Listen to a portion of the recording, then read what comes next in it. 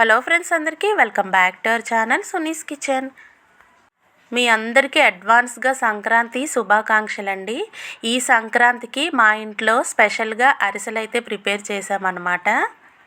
అందరికీ ఎంతో ఇష్టమైన ఆంధ్ర స్పెషల్ అరిసెలు అయితే మేము ప్రిపేర్ చేసామండి. చూడండి అరిసెలు అయితే ఎంత బాగా వచ్చాయో. ఇవి ఏ విధంగా ప్రిపేర్ చేసామనేది ఈ వీడియోలో మీతో షేర్ చేద్దాం అనుకుంటున్నాను. ముందుగా అయితే రేషన్ బియ్యం తీసుకున్నామండి. రేషన్ బియ్యం అయితే 4 కేజీలు తీసుకున్నాం అనమాట. అవి నీట్గా మట్టి అవి ఏమీ లేకుండా ఈ విధంగా రాళ్ళు అవి లేకుండా చూసుకొని వీటినైతే వైట్గా వాటర్ వచ్చే వరకు తెల్ల నీళ్ళు వచ్చే వరకు శుభ్రంగా అయితే కడిగి ఓవర్ నైట్ అంతా నానబెట్టుకోవాలండి. చూడండి మనకి రేషన్ బియ్యం కాబట్టి కొంచెం డస్ట్ అవి ఉంటాయి కదా, వాటిని అయితే ఇలా నీట్గా ఒక 4-5 టైమ్స్ అయితే తెల్లగా నీళ్ళు వచ్చే వరకు అయితే ఈ విధంగా నీట్గా అయితే కడుక్కోవాలండి. చాలా అంటే చాలా డస్ట్ వస్తుంది కదా. చూడండి ఇలా కడుక్కొని ఓవర్ నైట్ అంతా నానబెట్టుకోవాలన్నమాట. తరువాత అవి ఏంటంటే వాటర్ అనేవి మనం ఫిల్టర్ చేసుకొని తడి బియ్యంగా ఉండగానే మనం పిండి అయితే పట్టించుకోవాలి. అంటే మనం ఓవర్ నైట్ అంతా నానిపోయిన తర్వాత మనం వాటిని అయితే ఒక క్లాత్ మీద కానీ ఏదైనా మనకి ఫిల్టర్ ఉన్న గిన్నెలో కానీ వేసుకొని ఆ వాటర్ అన్నీ పోయాక ఇలా క్లాత్ మీద వేసి ఒక 10 నిమిషాలు ఉంచితే సరిపోతాయి అన్నమాట. మనం పిండి మర పట్టించేటప్పుడు చాలా తడిగా ఉండాలన్నమాట. బియ్యం అనేవి అస్సలు ఆరిపోకూడదు. మనకు అరిసెలకు అనేది తడి బియ్యం పిండి పక్కాగా అయితే ఉండాలి. ఈ విధంగా నైట్ అంతా నానిన తర్వాత నీరంతా మొత్తం పోయిన తర్వాత ఇలా క్లాత్ మీద వేసుకొని ఒక 10 నిమిషాలు అయితే ఉంచుకున్నామండి. తర్వాత పిండి అయితే చాలా మెత్తగా పట్టించుకొని జల్లించి పక్కన పెట్టుకోవాలి.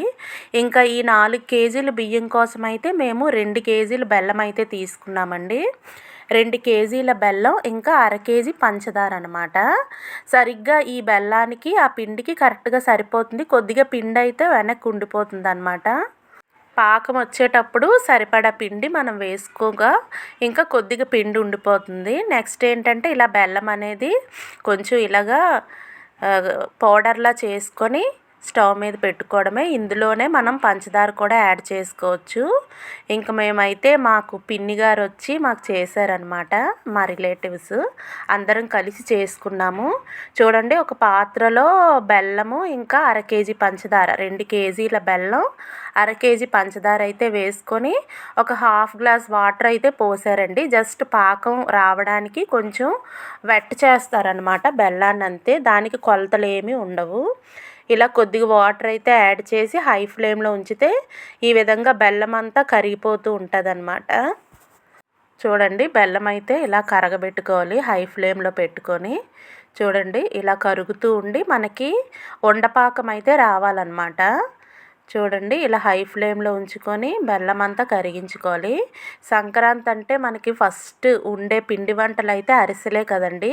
అవి నచ్చని వాళ్ళు అయితే ఎవ్వరు ఉండరు. మేమైతే అవే ఫస్ట్ అయితే ప్రిపేర్ చేసామన్నమాట.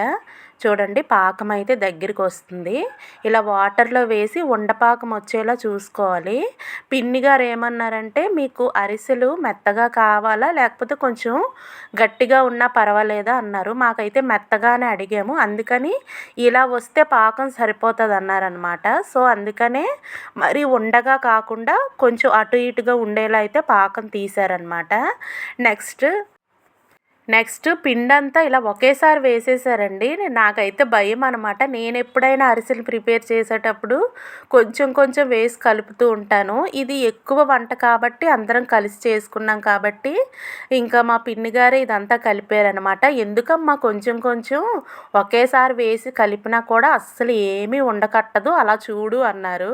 తను చెప్పే విధంగానే మొత్తం ఒక 3/4 పిండి అయితే ఒకేసారి వంపేశారండి పాకంలో అయితే. నెక్స్ట్ ఇంకా సరిపోకపోతే కొద్దిగా మళ్ళీ యాడ్ చేశారనమాట. అస్సలు ఏమీ ఉండకట్టదమ్మా, చక్కగా మనకి పాకం అనేది వచ్చేసాక పిండి అంతా ఒకేసారి వేసి కలిపేసుకున్నా కూడా చాలా బాగుంటుంది అని అన్నారనమాట. నాకైతే మంచి మోటివేషన్గా అనిపించింది. ఇంకా కొద్దిగా మంట తగిలి పాకం ఉడికాక అందులో అయితే ఆయిల్ వేశారండి. ఆ విధంగా మనకి పాకంలో ఆయిల్ వేయడం వలన మనం అరిసెలు ఒత్తుకునేటప్పుడు ఉండలు చేసి మనం ఒత్తుకునేటప్పుడు అరిసె అనేది చాలా బాగా వస్తుందండి. నెక్స్ట్ ఏంటంటే చాలా బాగా పొంగుతాయి అన్నమాట. ఈ విధంగా ఖచ్చితంగా ఆయిల్ కానీ నెయ్యి కానీ రెండు కలిపి కానీ మనకి ఇలాగా అరిసెల ముద్ద రెడీ అయిపోయాక ఇలా తేలినట్టుగా వేసుకుంటే అంటే పైన అనమాట. ఇది చూడండి ఈ విధంగా ఒత్తుకునేటప్పుడు చాలా బాగా వస్తాయన్నమాట. ఏం లేదండి ఇలా ఆయిల్లో వేసాక పొంగాక ఇలా జస్ట్ లైట్గా ఇలా 2 గరిటెలతో ఒత్తుకోవడమే అంతేనండి. మనం చెక్కలో పెట్టి అరిసెలు ఒత్తేయవలసిన అవసరం అయితే ఉండదు. ఆయిల్ అంతా పోతే అరిసె అయితే బాగుండదనమాట.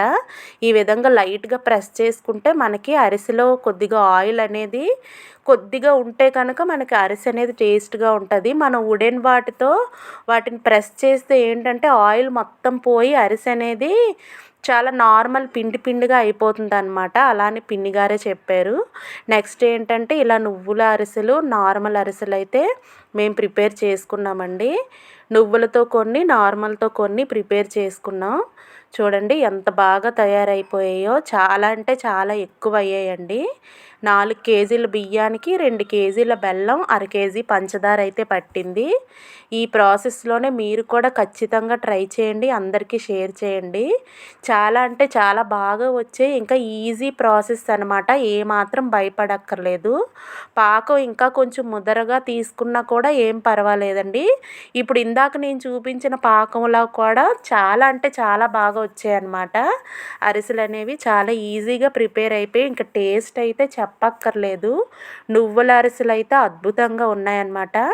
ఇంకా మేము అన్నీ ప్రిపేర్ చేసి ఈ విధంగా సంక్రాంతి కోసం తినడానికి ఈ విధంగా అన్నీ స్టోర్ చేసేసామన్నమాట స్టీల్ డబ్బాల్లోని. చూడండి ఎంత బాగా వచ్చాయో. చాలా అంటే చాలా బాగున్నాయి. రెసిపీ నచ్చితే మీరు కూడా ఈ సంక్రాంతికి ఖచ్చితంగా ట్రై చేయండి. ఇంటిల్లిపాది తినండి, ఎంజాయ్ చేయండి. నా రెసిపీస్ నచ్చితే ప్లీజ్ లైక్ చేసి షేర్ చేయండి. నా ఛానల్ అయితే సబ్స్క్రైబ్ చేయండి ఫ్రెండ్స్. చూడండి అరిసెలు అనేవి భలే ఉన్నాయన్నమాట. చూస్తుంటేనే మీకు తెలిసిపోతుంది. చాలా అంటే చాలా బాగున్నాయండి. మీ అందరికీ సంక్రాంతి శుభాకాంక్షలు అండి అడ్వాన్స్గా. హ్యాపీ సంక్రాంతి అండి అందరికీ. వీడియో చివరి వరకు చూసినందుకు, స్కిప్ చేయకుండా చూసినందుకు చాలా అంటే చాలా థ్యాంక్స్ అండి. Thank you for watching friends. Bye bye.